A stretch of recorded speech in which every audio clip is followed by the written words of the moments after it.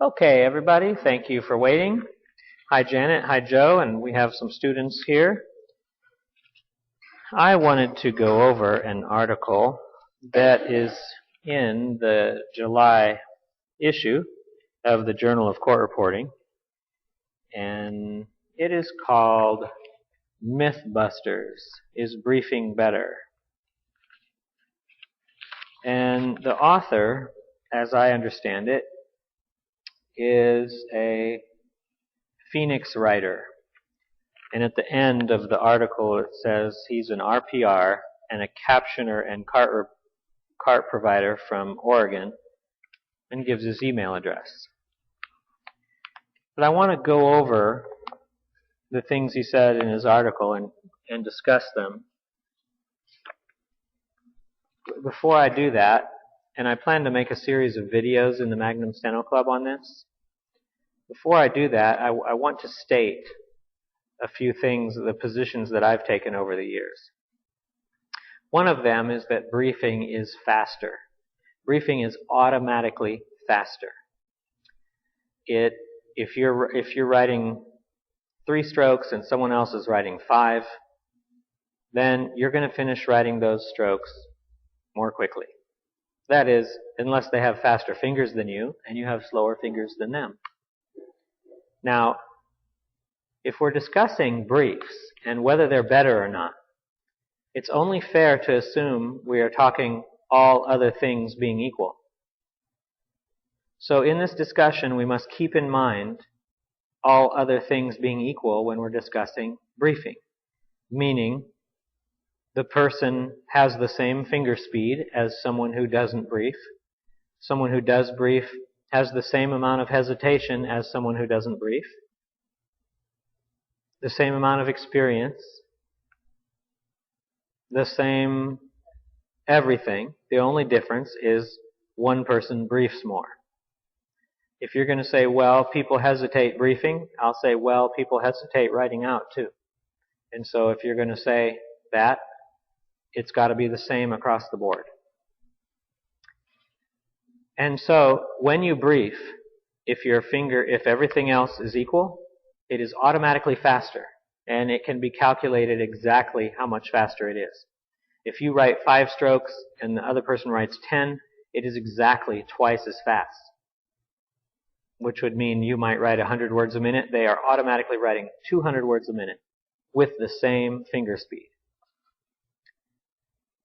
If one person writes 7 strokes and the other person writes 10, then the math says that the briefer gets to switch the numbers around. That's how the math works. If it's 7 and 10, the briefer gets the 10 as far as speed, and the non-briefer gets the 7 if you're comparing them. And one goes 100, the other goes 70. Double it. 200 versus 140. Triple it. 300 versus 210. That's how the math works. And that is irrefutable across the board. Now, if you're going to say, well, that may be true, but people that brief a lot, I've heard they hesitate a lot. Well, then you need to make the claim in the article that they hesitate. But I've been teaching, ever since I've been teaching briefs, that you must learn them inside out so that you don't hesitate. And nobody preaches louder or longer than me how important it is to practice your briefs and learn them, to stay right on the speaker no matter what, and stay as close to the speaker as you can possibly humanly write. Whereas some of these write-it-out theories, their teachers are saying, you should trail a little bit behind so that you can understand what's being said and choose the proper conflicts or homophones. So it is also a truism that the farther you are behind a speaker, the more likely you are to drop. And trailing behind is its own form of hesitation. And so the way I teach briefs and the way I teach speed keeps us right on the speaker, not dropping at all, and getting a stroke for everything. Not only that, we don't hesitate for briefs either. It's against the rules. So the moment you would even think of hesitating for... Okay, So we need to keep this in mind, that briefing is automatically quicker. And then let's look at this, what I'm going to call an attack on briefing. And note that the article is in a type of article that NCRA has called Mythbusters. That's the very first two words on this article. And the title of the article is briefing better? And so it's questioning whether briefing is better. Yeah. Okay, so let's go through this. I can't keep up with these three-strokers, quote unquote. I'll never get to 225s with the theory I learned. I'm tired of writing argumentatively out. Who has a brief? All right, so he has now given 3 examples of what he's heard students say. I can't keep up with these three-strokers. Well, that certainly happens in real life. And if you talk to any court reporter who is writing out a three-stroker, such as anaphylactic shock, it will kill you if they keep saying it. In case the author of the article wants to try to write it out, go ahead, try this. I was in anaphylactic shock. She was in anaphylactic shock. Anaphylactic shock is covered by doctors, and everyone knows anaphylactic shock is something that can give you anaphylactic shock. Keep up with that. All right?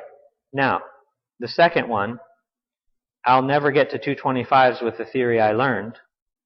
That is certainly true if the theory is very stroke intensive. It is extremely difficult to pass 225s with a very stroke intensive theory.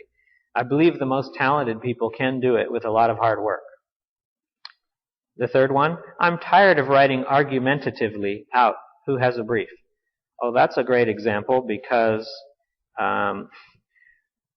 I think I could do a brief for that, but I don't even know if I would. So I don't know anyone that would promote briefing argumentatively. So I don't think that's a fair example. So there we go. I've answered the 3 protestations. Continuing in the article. It's everywhere. The war cry of reducing strokes has been heard in speed building classes throughout the country. I'll stop there. Well, I'm sure glad it's a war cry, because before nobody was saying anything, and Phoenix Theory, Roberts, Walsh, Gonzalez, and Stened were making students think that they weren't fast enough and not feeding them any briefs at all, or very few, and the students were laboring. And if you look the last 2 full decades, for a full 20 years approximately, these theories have been saying write everything out, and only a very small percentage of people have been able to graduate, and even then, as long as they read everything out, they're struggling. So if it takes a war cry to get people to start to shorten their writing, that's good. Now, I have been told by a source that the author of this article, I don't know him personally, I don't know that I've met him, is a Phoenix writer. And so he is, without saying so, basically defending writing everything out. Perhaps he should have admitted that he is a Phoenix writer where they teach you to write everything out. But he didn't do that. He just said he's an RPR, which is the minimum qualification to become a court reporter, and a captioner and cart writer.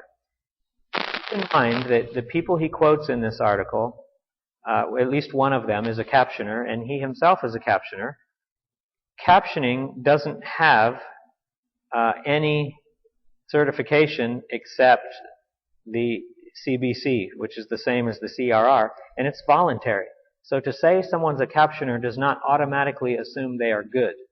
Or to say that someone is a court reporter doesn't assume they're good if they work in a non-CSR state and have not been certified.